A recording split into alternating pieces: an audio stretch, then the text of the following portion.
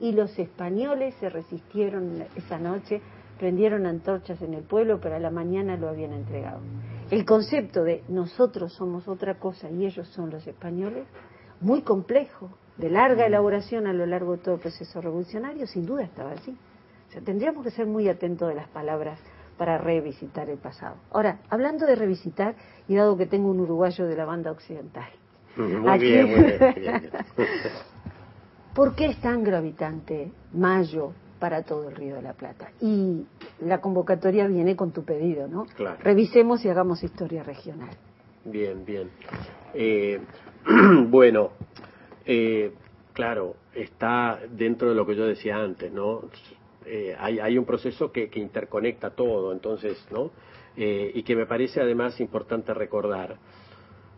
Más allá de las lecturas, que bueno, había muchas lecturas de moda en ese momento y era importante citar algún personaje, sobre todo ilustrado, pero digamos, el proceso lo sabemos, ¿no? Lo que pasó en Uruguay, lo que pasó en la banda oriental, lo que pasó en Buenos Aires, como lo que pasó en Charcas, lo que pasó en México.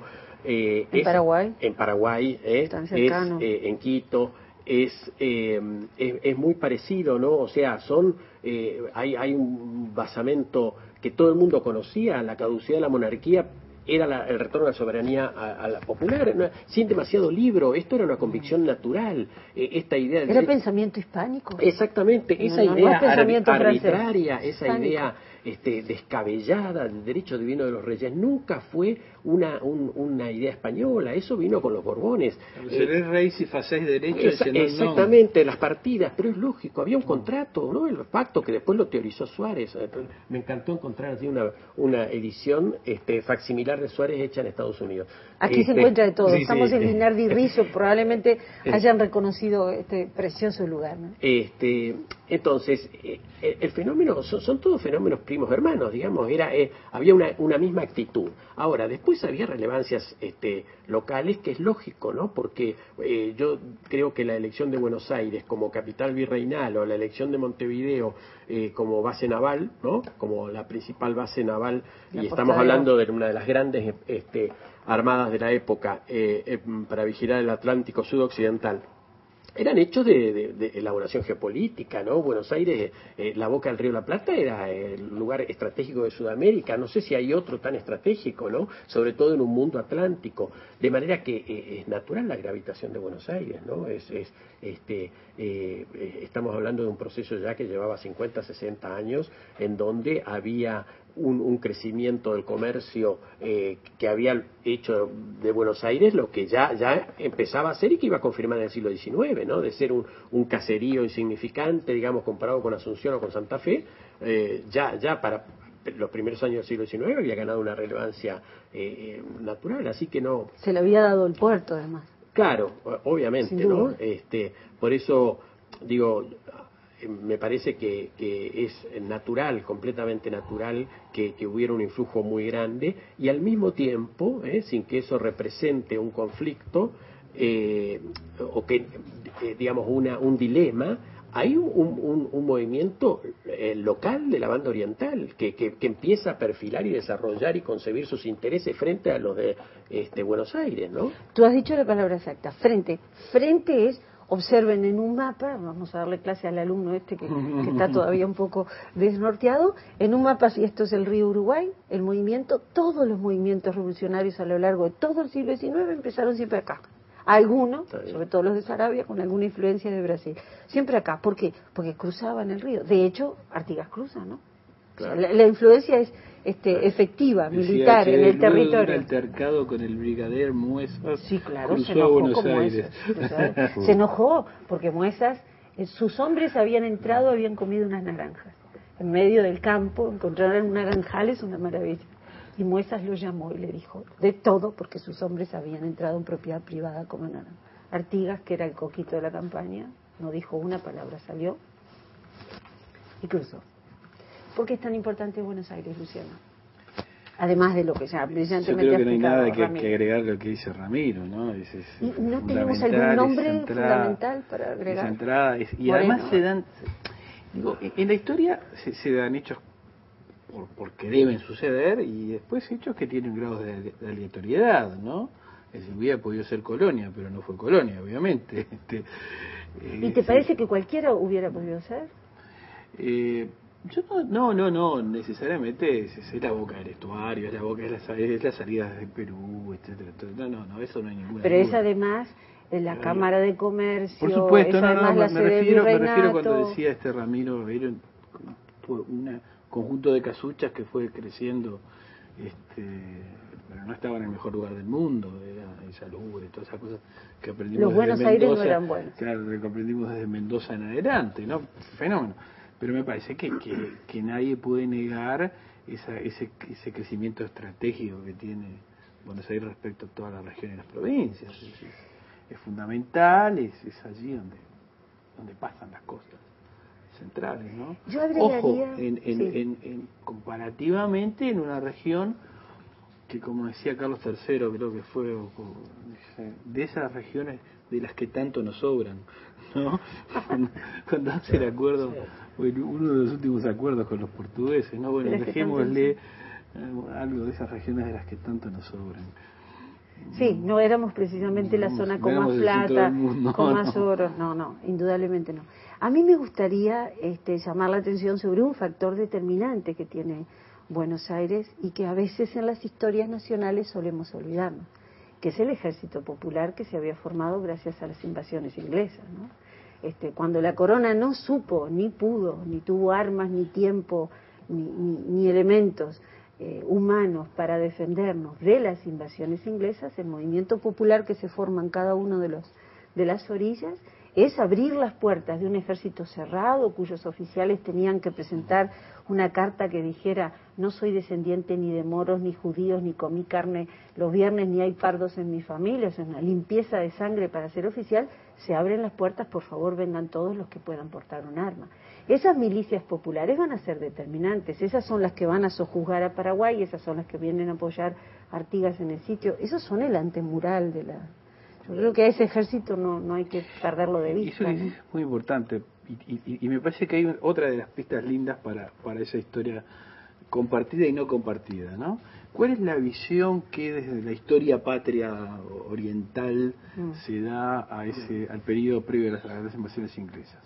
En realidad, Montevideo era muy fiel y reconquistadora, de modo que desde la perspectiva del relato uruguayo, en el sentido subrayo uruguayo, Buenos Aires es una suerte de comparsa o de actor secundario frente a un Montevideo protagónico con respecto a los ingleses.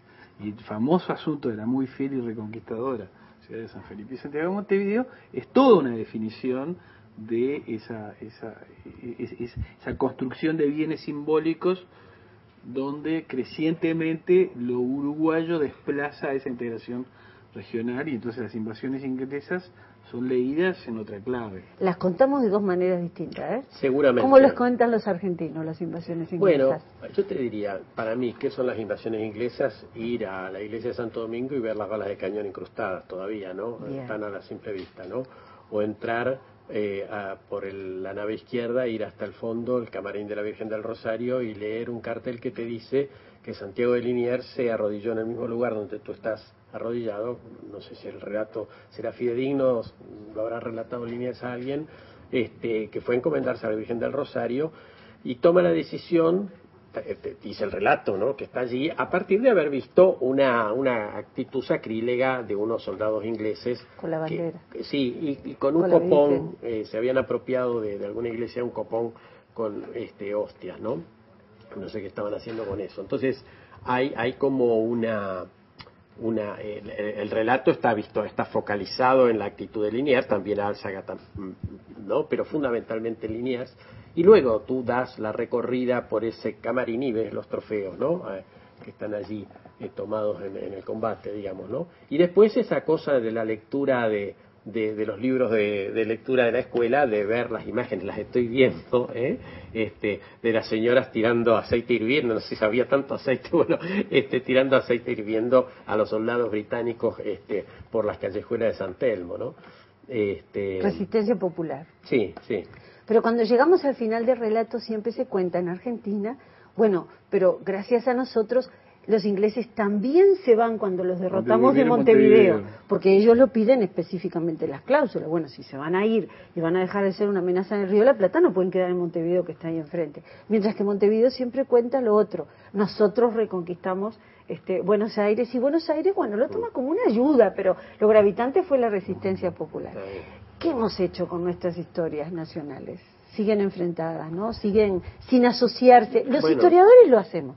Nos visitamos, conversamos, pero los grandes libros de historia todavía no. Sí, supongo que es un proceso que lleva su tiempo, ¿no? Porque por un lado hay una cuestión de acomodar programas, ¿no? Que es una cosa técnica, pero después hay que redactar los manuales, pero después sobre todo hay que crear una mentalidad diferente, ¿no? Una capacidad de superar también ciertos resentimientos, ciertos enconos, ciertas rencillas, ¿no?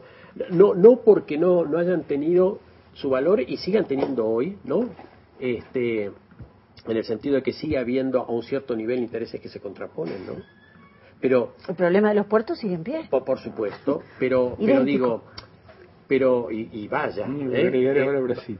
Claro. No, y el puerto de agua profunda. Pero digo, el punto es pensar, ser capaces de poner la balanza y por lo menos decidir después si esos conflictos son mayores o menores que los que tenemos, que van más allá de las divergencias de intereses locales.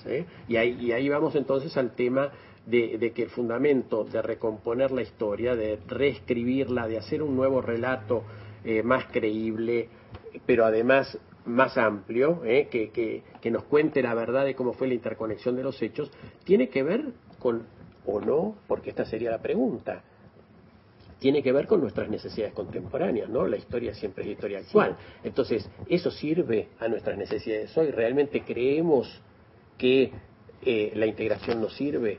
¿O es preferible seguir como estados aislados, como hemos estado hasta hace 50 años, dándonos la espalda, como decía Metol siempre, ¿no? Todos se dan la espalda entre sí. Bueno, esa es la pregunta. Yo como soy un convencido de que hay beneficios, que aunque haya también dificultades y las asimetrías pesen, hay beneficios, creo que entonces necesitamos ajustar el relato. Y además, felizmente, coincidiríamos con una mayor verosimilitud, con una mayor verificación, más que verosimilitud, de lo que efectivamente aconteció, ¿no? Porque el proceso de independencia o de la emancipación o lo que fuere es un proceso continental, ¿no?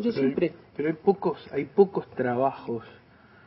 A ver, por ejemplo, voy a poner un ejemplo que salta mucho en el tiempo, pero a mí me impresionó muchísimo el libro de Chastain, norteamericano, sobre los hermanos Arabia, donde uno toma conciencia que en realidad el más importante había sido Gumersindo, desde la perspectiva del mundo brasileño, ¿no? Claro. Y de ese Interland, ¿no?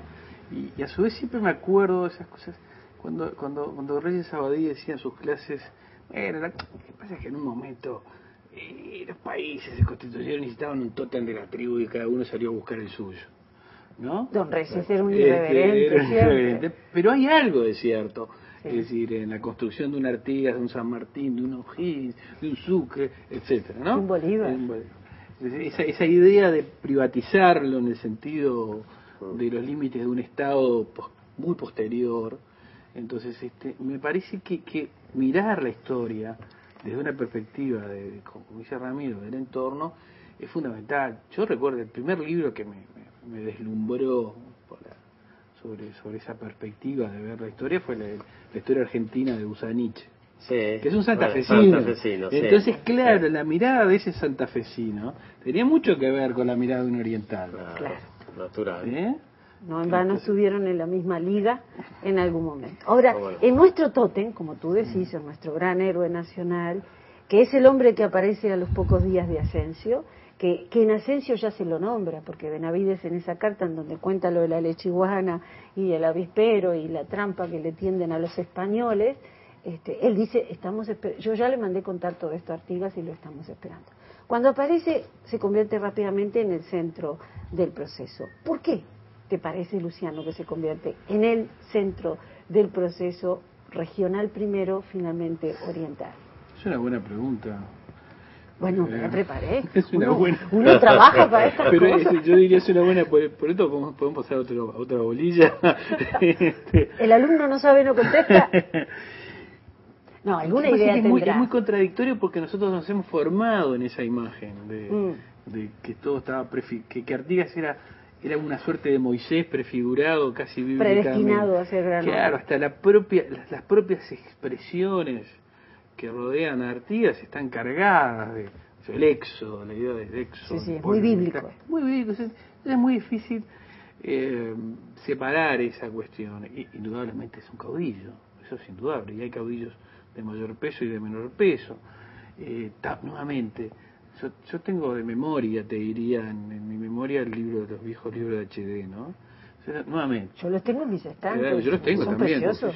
Sí, los compré cuando Barreiro y Ramos había hecho Acá una debe gran haber. liquidación. Los recuperé, digamos, ¿no? Porque los había tenido. Barreiro lo editó hasta el 62. Claro, bueno. 1962. Entonces uno tiene todos los epítetos casi homéricos, ¿no? Sí. Entonces siempre teníamos claro que existía el traidor Ramírez, Sí. ¿no? Sí. Y el intrigante El sátrapa, Zarratea. el intrigante Y el Zarratea. Zarratea. Un día me metí un poco a estudiar la historia de Ramírez. No era ni un analfabeto, ni un torpe, ni necesariamente un traidor. Es discutible que fuera un traidor respecto. Bueno, entonces, pero uno las tiene atornilladas en su cabeza y en su alma esas cosas, ¿no? Entonces, ese proceso me parece que no solamente es un proceso racional, sino es un proceso de construcción también emocional. Nosotros no podemos entender la primera mitad del siglo XIX del Uruguay como otra cosa que una parte de la historia de las luchas de las provincias del Río de la Plata entre sí, la hegemonía porteña, en fin. Entonces, pero no podemos entenderlo. ¿Cómo podemos entender Oribe sin Rosas? ¿No? Es absolutamente imposible. Entonces, esa lógica me parece que tiene un proceso de acumulación de los historiadores que en buena medida yo creo que ha avanzado mucho, ¿no? Siempre está avanzando. Un proceso de internalización de esos elementos y un proceso de transformación de nuestras emociones más profundas respecto a los hechos que están marcados por esos epítetos absolutamente fuertes. Clemencia para los vencidos, que es otro de los temas que nos planteaban, etcétera, etcétera, ¿no? Esa clemencia que fue tal. Yo no sé, lo que siempre me acuerdo es un periodo genial cuando se armó el archivo Artigas, ¿no? Sí. Y que Carlos Maggi, Flores Mora, una cantidad de gente que no precisamente venían de la historia, No. exploró el archivo Artigas. Carlos Maggi hizo un relato sobre la batalla de las piedras que decía que Posadas venía cerrando boliches porque los marineros se le emborrachaban en todas las esquinas, ¿no? Está en el parte. Claro, está en el parte de archivo. Posadas, dice. Pero eso era imposible, veía. Y Era marinería. la única manera de salirse de ese mito es que era transformarlo en una nota de color so pretexto del humor, Claro. ¿no? Y mire, si no se lo cree, no se preocupe y además no se asuste, Claro. ¿no? Claro. Ramiro, yo sé que la figura de Artigas te seduce mucho. Sí, a ver, además quiero, antes que esto, digo, lo del héroe está bien, que era una necesidad, ¿no? Así que había que tener bandera, himno, todo eso. Ahora, también no podés construir cualquier héroe, digamos, ¿no? O sea, el relato no no podés es inventarlo de cero. Claro, no es el 100%. No es un acto literario. Obviamente, literario. uno el relato lo convirtió en todos los atributos del procerales, o no sé cómo es la palabra, pero digamos, eso no implica, porque si no sería muy simple el argumento, decir que no tenía méritos para eso. Ahora, acá en este caso tenemos una prueba irrefutable del liderazgo de Artigas, que no es meramente una construcción relatada, por el hecho de que desde la historiografía argentina, que no tenía ninguna necesidad, ya tenía su héroe y todo eso, la historiografía argentina, me refiero a la historiografía revisionista del siglo XX, ¿no? Digamos, no la versión de Mitre, digamos, lo que en Argentina se llama la historia oficial, que obviamente lo execró Artigas, pero digamos, esa historia ya está, digamos... Muy superada. Sí, digamos, más allá de que por supuesto haya gente que la reivindica, aunque sea ya, digamos, ¿no?